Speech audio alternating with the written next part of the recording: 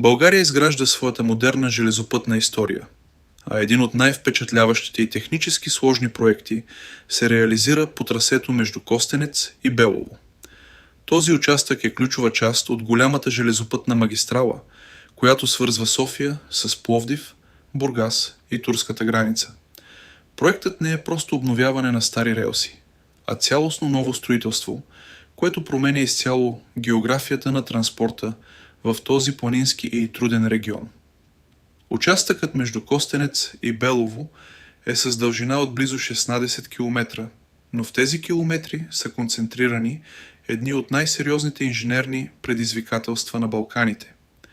Трасето преминава през пресечен планински терен, което налага изграждането на мащабни съоръжения. Старата железопътна линия, строена по времето на барон Хирш, следваше извивките на река Марица, което ограничаваше скоростта на влаковете до едва 60 км в час. Новото трасе обаче е проектирано за скорости до 160 км в час за пътнически влакове и до 120 км в час за товарни композиции. За да се постигне тази скорост, инженерите буквално изправят завоите, като превеждат линията през планината. Това превръща проекта в истинско строително предизвикателство. В рамките на тези 16 км се изграждат 3 масивни железопътни тунела. Те се прокопават по най-съвременни австрийски методи, работейки се денонощно в сложни геоложки условия. Най-дългият тунел в този участък надминава километър и половина. Освен тунелите, по трасето се издигат и 8 големи моста, както и десетки виадукти с огромни стоманобетонни колони, които буквално летят над пропастите и реките. Проектът включва и пълна модернизация на железопътните гари и спирки по пътя. Гаровите комплекси в Костенец и Белово се обновяват изцяло, за да отговорят на всички европейски стандарти за достъпност и комфорт. Пътниците ще разполагат с модерни перони, повдигнати пасарелки, асансьори за хора с намалена подвижност и нови системи за информация в реално време. Сигурността по новото скоростно трасе е издигната на изключително високо ниво. Изграждат се съвременни системи за сигнализация и телекомуникации, съобразени с единните европейски стандарти за управление на влаковото движение. Всички пресичания на железопътната линия с автомобилни пътища се проектират на 2 нива, което означава пълно премахване на старите и опасни прелези с бариери. На тяхно място се изграждат модерни пътни надлези и подлези, което гарантира нулев риск от инциденти. Изграждането на железопътна линията Костенец-Белово има и огромно екологично значение.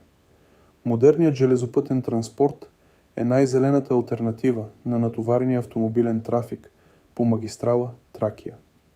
Благодарение на новата инфраструктура, времето за пътуване между София и Пловдив ще бъде съкратено драстично, което ще накара хиляди хора и товари да слязат от асфалта и да изберат релсите. Това ще доведе до по-малко вредни емисии в атмосферата и до по-чист въздух за красивата българска природа в подножието на Рила и Родопите.